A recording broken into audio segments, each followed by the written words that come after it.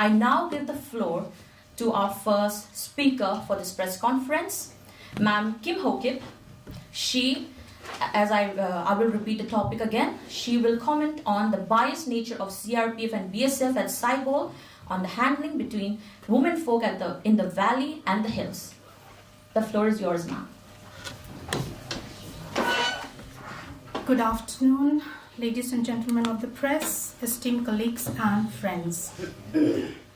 Thank you for being here today to shine a spotlight on one of the darkest and most shameful chapters on the ongoing violence in Manipur, that is the systematic and targeted atrocities committed against Kuki women. Today, we gather here today not only to grieve, but also to demand justice, accountability, and an end to these heinous crimes. Firstly, I would like to highlight the bravery of the Kuki women. Kuki women with Netaji Subhash Chandra Bose. Kuki women played a significant role in India's independence movement, particularly in their support for Subhash Chandra Bose and the National Army, INA. Kuki women inhabiting the northeastern region of India, especially in Manipur, provided substantial support to the INA, led by Netaji Subhash Chandra Bose. The INA aimed to liberate India from the British rule with Japanese assistance during the World War II.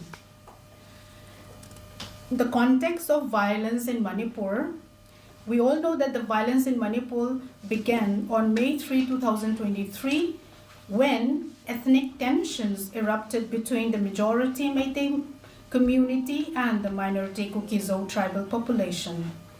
While the entire 𝐂𝐑𝐏𝐅 community has faced persecution, displacement, and unimaginable suffering, the violence against women has stood out for its sheer brutality and inhumanity. Since the conflict erupted, Kuki women have become specific targets of physical and psychological violence, which often used as tools of ethnic cleansing and subjugation. Their experiences reflect the worst of human cruelty aimed at degrading not only the victims, but also their families and communities. So today also I would be highlighting the recent atrocities in SAIBOL, Twichin.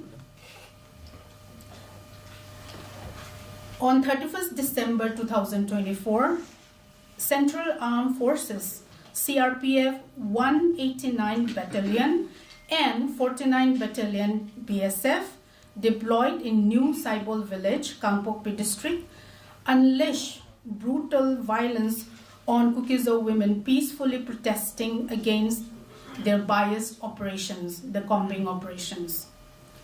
Excessive forces were being used, like tear gas. Canisters were directly fired at the faces of the protesters, causing severe injuries. One particular victim, Mrs. 𝐂𝐚𝐬, she is around 44 years old, lost her left eye and is now permanently blind.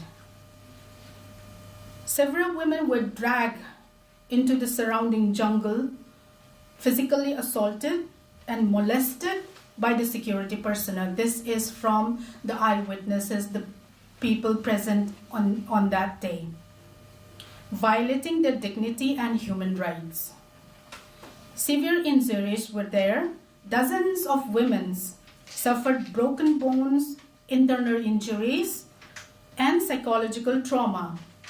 I would also like to add here, I came to know that recently, just today, there was a pregnant woman who lost her baby because she was a part of that protest, and she unfortunately lost the baby.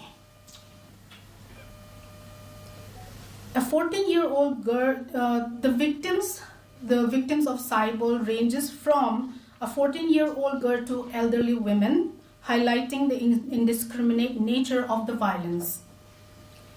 A detailed list of 75 victims. I have received a report of 75 victims, but it is increasing. Like every day, it is increasing because of the assault on that day. The number have started increasing. Somebody facing because of the tear gas, being fired there directly at their faces. Lots of problems have come up, so the numbers are increasing.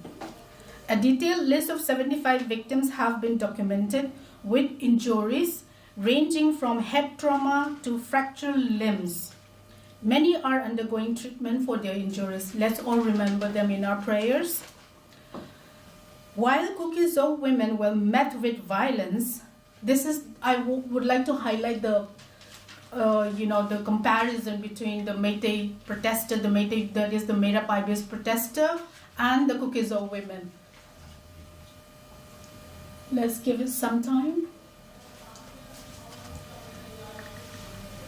You can see from the video, the upper one is the Meitei made-up IBs. They have been let off, they have been lenient, leniency is being shown, but in contrast to the down one, that is the 𝐂𝐑𝐏𝐅 women and the center forces, you can see that how they have been lathi charged. You can see smokes coming up where tear gas have been fired upon them.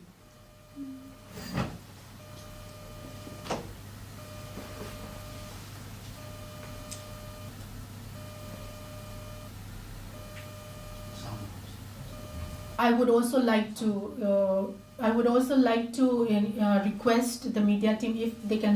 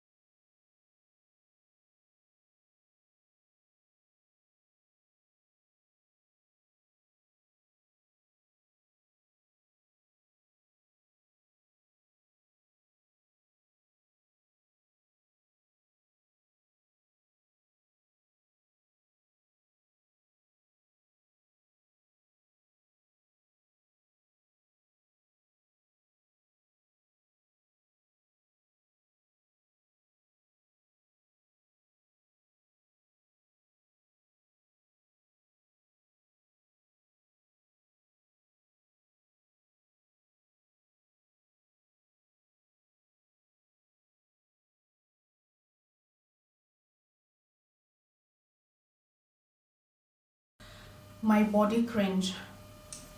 We can see the difference, being meted out to the 𝐂𝐑𝐏𝐅 women who were there to protest about the peaceful protest, which turns out like this. You have seen it. So, while 𝐂𝐑𝐏𝐅 women were met with violence, Meitei women attempting to obstruct forces and even snatch weapons were treated politely and leniently, exposing clear bias in the forces' actions. Violation of law. Directly targeting peaceful protesters with tear gas and physical assault is a gross violation of the law, human rights, and the democratic right to protest. Occupation of cookie bunkers. I would like to speak briefly about this. The forces are accused of siding, the forces which means the CRPF and the combined BSF. The forces are accused of siding with Meitei militants by occupying cookie bunkers, which were intended to protect 𝐂𝐑𝐏𝐅 villages from ongoing attacks by the Meitei terrorists. So today I have listed out a few of our demands for justice here. Immediate removal of CRPF and BSF personnel from 𝐂𝐑𝐏𝐅 areas, the bias security forces. A high-level independent inquiry into the atrocities. Full medical care and compensation for the victims, especially for Mrs. 𝐂𝐚 Public condemnation from the government and authorities of the violence.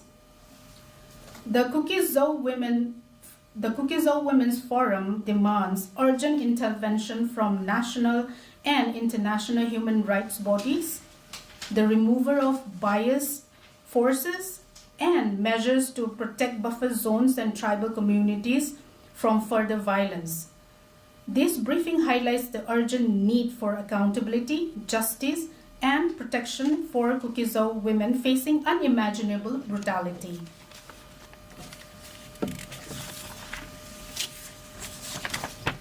Conclusion. The atrocities against Kuki women in Manipur are not just a crisis for the 𝐂𝐤𝐸 community, but a test of our nation's commitment to justice, equality, and humanity. These women are not just victims. They are mothers, daughters, sisters, and community leaders who deserve dignity, protection, and justice. To the media, we urge you to amplify their stories. To the government, we demand immediate and decisive action. And to society, we call for solidarity and compassion. The eyes of the nation and the world are upon us. Let us ensure that justice prevails and that the dignity of 𝐂𝐤𝐸 women is restored. Thank you so much. That will be all.